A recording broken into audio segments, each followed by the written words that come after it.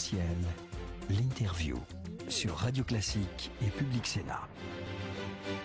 Gilles, bonjour. Manuel Valls, bienvenue évidemment sur l'antenne de Radio Classique et du Public Sénat. On a l'impression que le président de la République, dont on laissait entendre ces derniers temps qu'il avait peut-être des états d'âme, en fait, il est bien décidé à vous faire la guerre et à faire la guerre à François Hollande jusqu'au bout.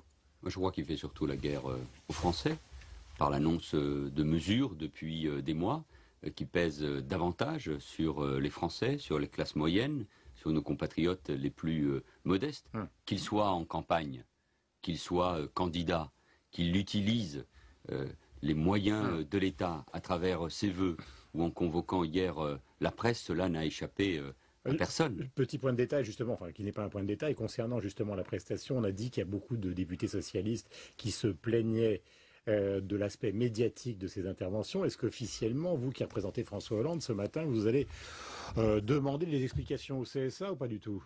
Ces explications ont déjà été demandées. Ouais. Le temps de parole utilisé hier, mais démultiplié par les chaînes, sera évidemment décompté sur le temps du candidat président. Qu'avec François Hollande, si les Français lui font confiance, de telles pratiques seront bannies. Imposer ainsi un dimanche soir à toutes les chaînes de télévision ce message, alors que tout le monde a compris qu'il était candidat, c'est là d'une certaine manière l'inconséquence. J'ai un rendez-vous avec les Français, je ne me déroberai pas, a-t-il dit. Oui, mais quelle surprise et d'une certaine manière, quelle banalité. Vous savez, aux États-Unis, les choses sont beaucoup plus claires. Barack Obama est président, et il sera président jusqu'au bout, et Nicolas Sarkozy sera président jusqu'au bout. Personne ne lui enlève ce droit et cette fonction, mais la clarté, la transparence, la vérité, l'authenticité, le courage, parce que c'est le mot que Nicolas Sarkozy a beaucoup utilisé hier, serait précisément de dire d'aller à la je suis télévision candidat. jusqu'au mois de mars, puisque de toute façon, et François Mitterrand en 88 et Jacques Chirac après, pour leur deuxième mandat, ils sont déclarés au dernier moment. Mais je crois que les choses ont Vous n'avez pas changé. l'interdire de télévision, et s'il est invité par 9 chaînes, 15 chaînes... Mais qui l'interdit de télévision, mais qu'il se conforme aux droits prévus par une campagne électorale. Les choses étaient différentes, on était en cohabitation, et puis on peut changer. Et puis il ne faut pas être hypocrite. Les Français ont parfaitement compris qu'il était candidat. Et dans le débat démocratique, dans la confrontation, dans le moment difficile que traverse le pays, on a besoin de clarté, d'authenticité, de courage et de transparence. Gilles Leclerc. Manuel Valls, sur le fond, tout de même, le président de la République hier a mis en avant l'emploi à tout prix, y compris même devant, par exemple, le pouvoir d'achat. Est-ce que ça, c'est quelque chose qui vous choque, compte tenu de la crise et de la situation dans laquelle le pays se trouve? Non, le débat de fond ne me choque pas.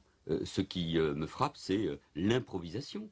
On sort du chapeau toute une série de mesures qui sonnent d'ailleurs comme un regard particulièrement acéré, impitoyable sur son propre bilan. Plus d'1 million de chômeurs depuis le début du quinquennat. La formation et la qualification n'ont jamais été une priorité. Et la perte en termes de points de compétitivité, puisque l'exemple a été souvent pris dans cette émission hier soir avec l'Allemagne, oui, ça, ce sont des éléments cité 16 fois frappants. l'Allemagne. Ce sont des éléments frappants. Au fond, Nicolas Sarkozy veut faire oublier en 80 jours de campagne électorale un bilan. Et hier, il a annoncé, au fond, disons la vérité aux Français, un nouveau plan de rigueur. Parce que quand on fait les comptes... Hormis quand même la TVA sociale, toutes les autres mesures, ça vous choque? Enfin, je veux dire, vous, par exemple, si vous revenez aux affaires, si François Hollande gagne les élections, toutes les autres mesures, vous allez revenir dessus? Le logement, la taxe sur les transactions financières? Mais beaucoup de ces mesures, d'ailleurs, ont été renvoyées soit à la négociation sociale, enfin, pendant la campagne électorale, y compris la TVA, Sarkozy, la TVA qu'il a annoncée, est renvoyée à l'automne Enfin, la prochain. décision est prise. Sur le Il logement, l'a dit, la décision est prise. mais c'est aux Français de trancher. Qu'est-ce que ça veut dire cela? Donc ça sera voté, un président, donc ça veut dire que... Eh bien, nous reviendrons sur cette vous décision. reviendrez. Qu'est-ce que cela veut dire, un président qui annonce des mesures en plein débat démocratique, alors que précisément, les Français doivent faire un choix. Et puis, il faut faire les comptes. Si vous additionnez les taxes sur les mutuelles, plus de 2 milliards d'euros, le nouveau barème de l'impôt sur le revenu, 1,8 milliard d'euros, qui concerne 200 000 foyers supplémentaires, le relèvement de la TVA, du taux réduit à 7%, 1,9 milliard d'euros. Qui est compensé par la CSG sur les 13 milliards financiers. Je vous parle du barème à 5,5%, relevé à 7%. La TVA qui passe à 21,2%. près de 13 milliards d'euros, vous avez 20 milliards d'euros qui ont ponctionné les ménages des classes moyennes et des couches populaires, et qui pèsent et qui pèseront et sur la consommation et donc sur la compétitivité. 20 milliards, ce sont les dépenses annoncées dans le projet Hollande. Oui, mais qui ne pèsent pas précisément sur les classes moyennes.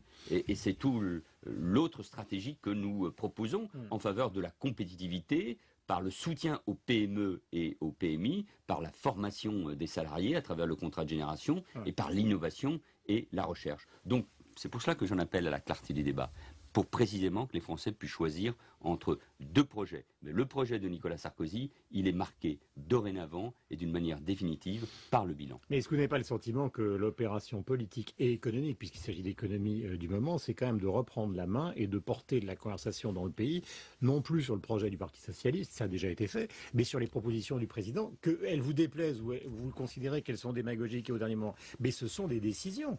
Mais prenons par exemple le cas du logement. Personne n'a d'ailleurs très bien compris. Le président de la République s'est perdu d'ailleurs dans les... Mais écoutez, à Évry, je suis maire. Ouais. Ça ne m'empêche pas, dans le cadre d'un plan local d'urbanisme, de construire des immeubles de qualité pour les primo-accédants ou de l'habitat social, des immeubles qui montent de toute façon à 50 mètres, comme si la France était peuplée uniquement de pavillons. Et les mesures d'ailleurs qui ont été annoncées hier, elles bénéficient soit uniquement aux BTP, soit aux ménages les plus riches, c'est-à-dire ceux précisément qui peuvent agrandir leur logement. Et donc, face à ces propositions, sauf que si François Hollande propose... vous augmentez aussi votre patrimoine, donc c'est pour tous les gens qui ont... Mais pour qui vous pensez aujourd'hui que le problème c'est celui de l'augmentation des Français sont des propriétaires. S'ils ont la possibilité d'augmenter leur logement, ils ont la possibilité... Mais le vrai sujet dans notre pays, c'est la pénurie de logements.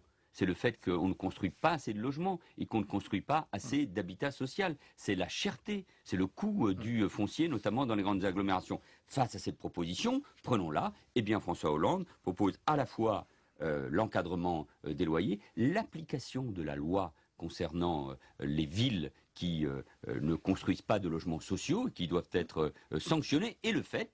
Le président de la République, Nicolas Sarkozy, le candidat, a d'une certaine manière caricaturé cette position hier, qui consiste à faire en sorte que l'État transmette aux collectivités les terrains de l'État gratuitement pour que celles-ci puissent construire. Mais voilà des mesures la petite concrètes. Séquence de notre conversation, c'est que quand même, on introduit dans la conversation qu'on pouvait avoir il y a 8 jours, une partie des décisions d'aujourd'hui, donc ça change la nature de la campagne. Mais Guillaume Durand, nous aurons en permanence, comme vous l'appelez, des séquences, des moments où on discute des propositions. C'était peut-être la séquence Hollande, maintenant c'est la séquence Sarkozy. Oui, mais ça c'est de la communication. C'est une question. Mais moi ce qui m'intéresse c'est la force et de la personnalité et de la candidature et du rapport de François Hollande avec les Français et son projet et ses propositions. Et d'une certaine manière, c'est pour ça que j'en appelle encore une fois à l'honnêteté intellectuelle, pour ce qui concerne Nicolas Sarkozy. Parce que s'il avait déclaré hier qu'il était candidat, au moins, on pourrait, mais au fond, on le fait ce soir, on le fait ce matin, pardon. On peut ainsi discuter des propositions de l'un et de l'autre. Il y a une chose qui m'a frappé, ou qui nous a frappé avec Gilles hier, c'est quand même implicitement le réquisitoire total sur tout ce qu'a fait la gauche depuis 80 en matière économique, comme étant responsable du déficit d'aujourd'hui. La retraite à 60 ans non financée, a-t-il dit, les 35 heures, il est revenu sur l'affaire des 35 heures, et concernant les retraites aujourd'hui, il a dit si jamais la gauche revenait à la retraite à 60 ans, il a dit que c'était non seulement une folie, mais peut-être totalement suicidaire, voire une ruine. Donc on voit bien que l'attaque contre François Hollande, c'est l'attaque contre tout ce que la gauche a fait depuis 81. Mais prenons ces éléments. La droite gouverne depuis 10 ans. Nicolas Sarkozy a été ministre de l'Intérieur et des Finances entre 2002 et 2007. Il est président de la République depuis 2007. Pendant cette période, le déficit de l'État est passé de 900 à 1800 milliards. Sur la seule période de Nicolas Sarkozy, le déficit, la dette a augmenté plus que sous toute la Ve ça allait République. Baisser, que... Oui, mais personne n'y croit. Et on voit bien que les deux crises... Après nous avoir dit il y a quelques semaines que la France était au bord de la faillite et qu'il fallait prendre des mesures extrêmement courageuses, aujourd'hui il nous dit qu'au fond tout va bien. Moi ce qui me frappe c'est... Donc il dit c'est la gauche, vous répondez c'est lui, quoi. mais en tout cas, il y a un bilan, que l'État n'ait pas présenté que les différents gouvernements n'aient pas présenté des budgets en équilibre depuis des décennies, c'est une réalité. Et c'est pour cela que François Hollande propose d'arriver à l'équilibre de nos finances publiques à la fin du prochain quinquennat. Mais là encore, les faits, malheureusement, démentent les propos du président de la République. Les 35 heures, ils touchent à l'âge légal? Non. Sur la retraite à 60 ans, il ment. Nous n'avons jamais proposé de revenir à la retraite à 60 ans pour tous, parce que sur le plan financier, ça n'est pas possible, et parce qu'on vit plus longtemps. En revanche, François Hollande a annoncé qu'il mettrait en œuvre tout de suite une mesure de justice sociale concernant ceux qui ont commencé à travailler très tôt. Gilles Leclerc. Sur les 35 heures, vous faites partie des socialistes, on va dire, plutôt pragmatiques, de demander... Il n'y a que des socialistes pragmatiques. Pour préserver l'emploi en situation de crise, est-ce que c'est choquant de demander au personnel, pour préserver l'emploi à l'intérieur de l'entreprise, au fond de revenir peut-être un peu sur les 35 heures, quitte à travailler un peu plus, pour préserver l'emploi? Mais c'est déjà fait. Mais ça a déjà été fait, d'ailleurs pas toujours forcément au bénéfice sur le plan de la des méthode, salariés. demander directement au personnel, pas forcément aux syndicats. Mais c'est déjà fait quand une entreprise est en grande difficulté. Les syndicats, parfois, ont négocié avec les responsables de l'entreprise, avec le chef d'entreprise, effectivement, des accords qui permettent de préserver l'emploi. Mais une annonce aurait pu être faite beaucoup plus forte que celle qui a été faite il y a quelques semaines concernant le chômage partiel. Qu'est-ce qui a détruit de l'emploi ces dernières années? C'est la mesure de Nicolas Sarkozy concernant les heures supplémentaires. Ça n'a pas dopé la compétitivité et ça a détruit de l'emploi. On aurait pu s'engager vers une mesure de chômage partiel. L'Allemagne a mis 5 milliards sur le chômage partiel. Si Nicolas Sarkozy veut prendre des comparaisons et s'inspirer de l'Allemagne, voilà une mesure concrète, pragmatique, qui aurait pu être annoncée. Est-ce que vous trouvez normal qu'Angela Merkel, de toute façon elle est totalement libre, mais je parle vous à titre personnel, participe éventuellement à des meetings du président de la République, sachant qu'encore une fois hier, l'argument de l'arrogance est ressorti sur le thème comment François Hollande peut prétendre que lui va arriver à faire changer Angela Merkel non seulement sur le traité, mais sur la volonté de la BCE de libérer un certain nombre de capitaux si l'Europe en a besoin. Que des responsables politiques d'autres pays européens, Madame Merkel appartient au même parti politique, le Parti populaire européen, que Nicolas Sarkozy, s'engage dans la campagne. Ça vous choque pas? Ça a déjà été fait de part et d'autres. La seule chose que je demande, c'est que Nicolas Sarkozy... C'est un pied de nez, parce que si elle vient en campagne, alors François Hollande dit je vais la faire plier alors qu'elle est dans les meetings. Mais ça, c'est le problème de M. Sarkozy. On verra comment Mme Merkel s'exprime sur ce sujet-là. Mais la seule chose que je demande, c'est qu'on ne prenne pas en otage la relation nécessaire, indispensable pour la construction de l'Europe et pour sortir l'Europe et la zone euro de la crise qu'elle traverse. Donc que Nicolas Sarkozy, que l'UMP ne prennent pas en otage cette relation qui va au-delà des clivages mais la faire plier politiques. comment? Pourquoi elle concéderait à François Hollande ce qu'elle n'a pas concédé à Nicolas Sarkozy? Mais François Hollande demande un mandat du peuple français pour renégocier le traité qui va être discuté aujourd'hui à Bruxelles. Mais parce que c'est indispensable. Parce que sans croissance, sans un pacte de croissance pour l'Europe, les problèmes de déficit que nous connaissons, la crise que l'Allemagne, le Portugal, la Grèce connaissent de plein fouet, pas uniquement pour leur pays et leur finances publiques, mais pour leur peuple. Ça va un peu mieux sur le plan financier, que le sommet européen pourrait aller mieux, qu'il y a peut-être un accord qui se profile avec la Grèce, les déficits, dit-il hier soir, c'est un peu moins que prévu, on est à 5,3. Mais qui peut croire que ça va mieux? Parce que là, on est en train de parler de chiffres. Sur le plan financier. Mais quelle est la pas réalité? Sur le plan social, mais sur le plan financier. financier. Mais c'est quand même cela qui compte. Il y a davantage de chômeurs. Il y a davantage de précarité, il y a davantage de Français qui souffrent, il y a davantage d'emplois détruits, de petites entreprises qui ferment. Est-ce que notre déficit du commerce extérieur s'améliore? Non. Est-ce que la compétitivité de la France va mieux? Non. Et donc c'est un véritable pacte productif en faveur des entreprises, notamment des PME, des PMI, des TPE et donc des salariés qu'il faut mettre en œuvre. Et puis quoi? Il n'y aurait qu'une seule politique possible? Celle de Nicolas Sarkozy et de Madame Merkel? La rigueur plus la rigueur? L'austérité qui se rajoute à l'austérité? Non. Parce que ça, c'est la désespérance. Et c'est évidemment toute la stratégie de Nicolas Sarkozy. C'est ça son arrogance. C'est ça qui est insupportable. Nous expliquer qu'il n'y a qu'une seule politique possible, qu'il n'y a qu'un seul président de la République possible. Eh bien, le débat démocratique, c'est précisément d'offrir un choix aux Français. Manuel Valls, ce matin, en direct sur l'antenne de Radio Classique. Merci, bonne journée à vous.